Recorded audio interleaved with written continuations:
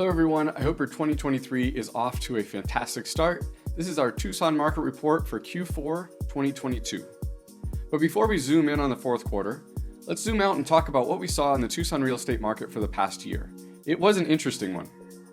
2022 picked up where 2021 left off, a frantic market with low inventory, low interest rates, and high buyer demand.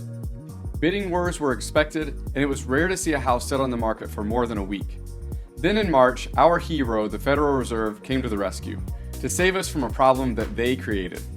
They started with a small increase in the federal funds rate of 25 basis points, which is 0.25%, and then 50 basis points, 0.5%, in May, and then they got aggressive with 75 basis points in June, July, September, and November, finishing the year by dropping the increase to 50 basis points in December. And as you likely know, mortgage rates followed suit, rapidly moving from rates in the threes to rates in the upper sixes. And as the media predicted, the real estate market crashed. I'm just kidding. Unless you consider a 4% drop in the average sales price at crash. And that 4% drop came between July and August, and then prices remained stable throughout the remainder of the year. And rates have settled back down a little bit.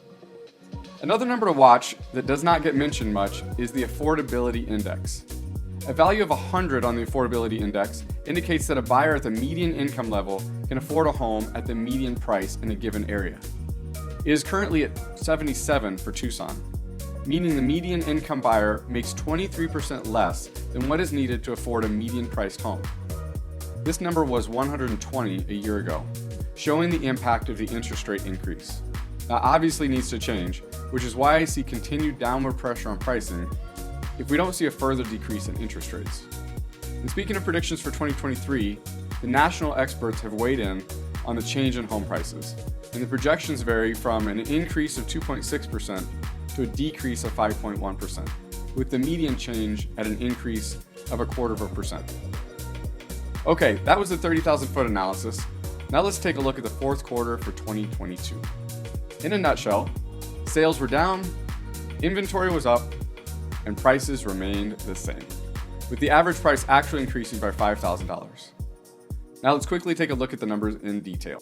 The number of closed sales dropped from 3,309 for Q3 to 2,360 for Q4. Time on the market increased from 23 days to 37 days. The median price went from $360,000 to $359,000, virtually unchanged. And the number of available homes increased from an average of 2,406 per month in Q3 to an average of 2,728 per month in Q4. Well, there you have it. If you find yourself thinking, how does this affect me and my home? Shoot us a call, text, or email.